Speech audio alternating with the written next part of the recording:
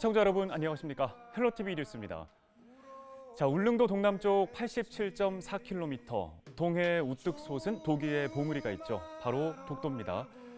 서도의 대한봉은 168.5m, 동도의 우산봉은 98.6m, 우리 동해를 늠름한 자태로 지키고 있습니다. 자, 독도는 동도와 서도 외에도 89개의 부속도서로 이루어진 화산섬인데요. 대한민국 국민 중에 무려 3,600여 명이 본적을 이곳 독도에 두고 있다고 합니다. 빼앗겼던 땅, 다시는 잃지 않겠다는 의지의 표현이겠죠. 독도의 날 뉴스 힘차게 시작하겠습니다.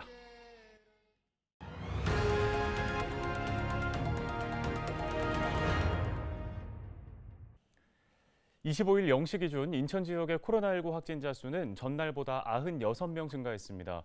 부평 지역의 신규 확진자 수는 21명, 계양 지역은 10명입니다. 연수구의 한 대안학교는 새롭게 집단 감염으로 분류됐는데요. 지난 19일 첫 확진자가 나온 이후 현재까지 모두 13명의 확진자가 발생했습니다. 25일 0시 기준 경기 지역의 코로나19 신규 확진자 수는 401명입니다. 이 중에 부천은 23명, 김포는 7명으로 집계됐습니다. 정부가 다음 달부터 시행되는 단계적 일상 회복의 청사진을 공개했습니다. 우리 일상에서 어떤 점들이 달라지게 되는지 자세한 내용 알아보겠습니다. 보도국 심다혜 기자 화상으로 연결합니다. 자, 심다혜 기자, 다음 달부터 식당과 카페를 하루 종일 이용할 수 있게 된다고요? 그렇습니다. 방역당국은 6주에 걸쳐서 이 방역 조치를 완화할 방침입니다. 예방접종률과 병상 가동률 등을 토대로 3단계에 걸쳐 진행하는데요. 다음 달 1일 1차 개편을 시작으로 2차 개편은 12월 중순, 3차 개편은 내년 1월 말에 이뤄질 것으로 보입니다. 우선 1차 개편이 적용되는 다음 달 1일부터는 식당과 카페 등의 운영시간 제한이 모두 사라집니다. 노래방과 학원, 영화관 등도 시간 제한 없이 온종일 이용할 수 있습니다. 다만 유흥시설과 콜라텍 등 고위험시설의 운영시간은 자정까지로 제한됩니다. 사적 모임은 접종 완료자와 미접종자의 구분 없이 모든 지역에서 최대 10명까지 허용되고 집회와 행사는 접종 여부를 따지지 않고 100명 미만으로 가능합니다. 네, 백신 패스 적용 여부에도 관심이 쏠렸습니다. 다음 달부터는 목욕탕이나 헬스장을 이용할 때 접종 증명서나 음성 확인서를 제출해야 된다고요? 그렇습니다. 일부 다중이용시설에 백신 접종을 완료했거나 또는 PCR 검사에서 음성으로 확인된 사람들만 드나들 수 있는 이른바 백신 패스가 적용됩니다. 이 적용 대상은 유흥시설과 노래방, 실내 체육시설 등 고위험시설 5종과 요양병원 등 감염 취약시설인데요. 실내 체육시설에는 헬스장뿐 아니라 당구장이나 스크린골프장, 탁구장, 볼링장 등이 모두 포함됩니다. 다만 백신 패스가 도입되기 때문에 이 시설에 적용되는 방역 조치는 최소화되는데요. 예를 들어 헬스장의 러닝머신 속도 제한이나 샤워실 이용 제한과 같은 규제가 사라지는 겁니다. 18세 미만 아동 청소년과 알레르기 등 의학적인 사유로 접종을 하지 못한 성인은 이 백신 패스 적용 대상에서 빠지고요. 이 백신 패스는 한시적인 조치이기 때문에 12월 중순 2단계 개편부터는 단계적으로 폐지될 것으로 보입니다. 네, 그리고 12월부터는 마스크도 벗을 수가 있게 되는 겁니까? 네, 모든 곳에서 마스크를 벗을 수 있는 건 아니고요. 2차 개편이 적용되는 12월 중순부터 야외에서 부분적으로 마스크를 벗을 수 있을 것으로 보입니다. 집회 등 사람이 많이 모인 야외에서는 야외라고 하더라도 마스크 착용이 의무화되고요. 때문에 상황별로 이런 가이드라인이 제시될 전망입니다. 다만 실내 마스크 착용은 정부가 기본 방역 수칙으로 제시한 만큼 내년 1월 말 이후에도 계속 유지될 가능성이 높습니다. 이 밖에도 현재 거리두기 체제의 뼈대인 사적 모임 제한 조치는 최종 단계에 돼서야 해제될 전망입니다. 방역당국은 일상 회복이 시작되면 외국처럼 확진자가 급격히 늘어날 가능성이 높다며 손 씻기 등 기본 방역 수칙을 반드시 지켜달라고 당부했습니다. 이 단계적 일상 회복 방안은 오는 29일에 확정 발표될 예정입니다. 네, 지금까지 보도국 심다혜 기자 연결해서 단계적 일상 회복과 관련된 소식 들어봤습니다.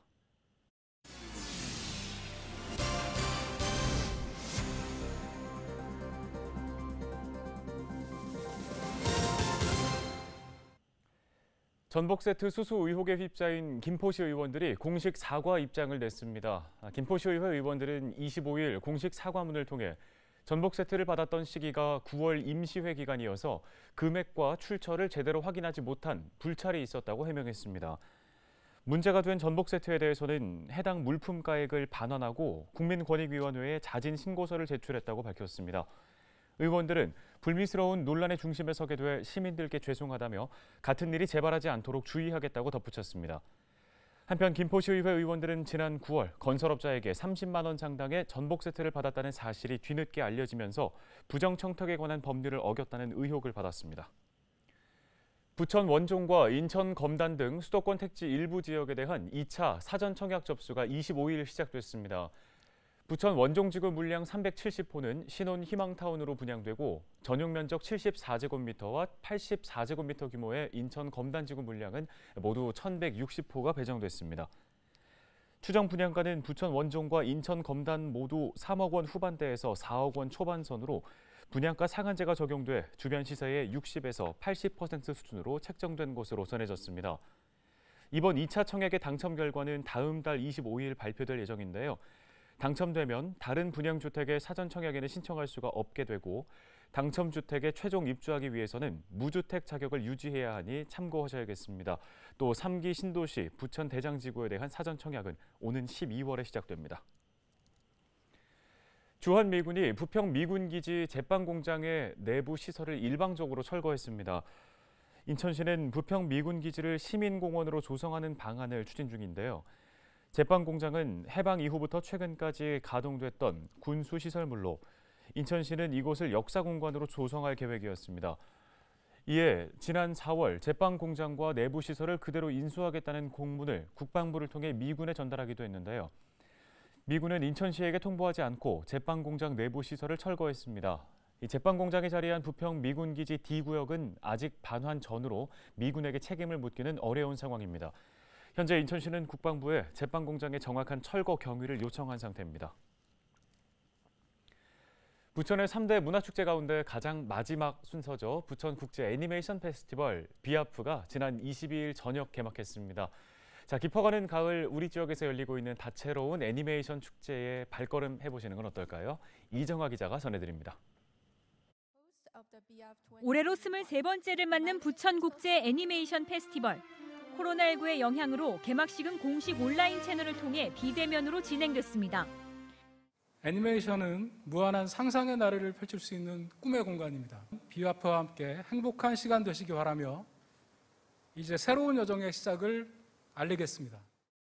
심사위원장을 맡은 일본 와타베 아유무 감독의 항구의 니쿠코가 개막작으로 선정됐습니다. 지난 주말부터 36개국, 작품 131편이 한국만화박물관과 CGV 부천 등 극장 7개관에서 관객들과 만나고 있습니다. 올해 부천국제 판타스틱 영화제나 부천국제 만화축제가 온라인 상영을 병행한 것과는 달리 애니메이션 축제는 대부분 작품 상영에서 오프라인 비중을 대폭 높인 것이 특징입니다.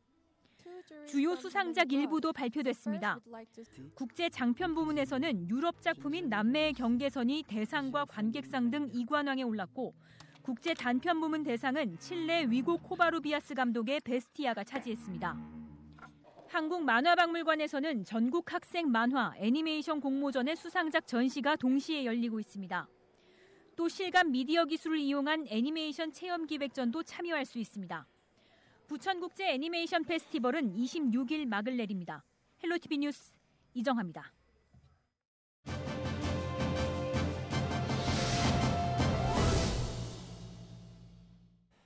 최근 인천 서구의 아파트 개발 사업으로 인해 김포시의 피해가 늘고 있다며 김포의 문화유산인 장릉을 지켜야 한다는 주장이 나왔습니다. 자, 오강현 김포시 의원과 연결해서 관련 이야기 들어보겠습니다.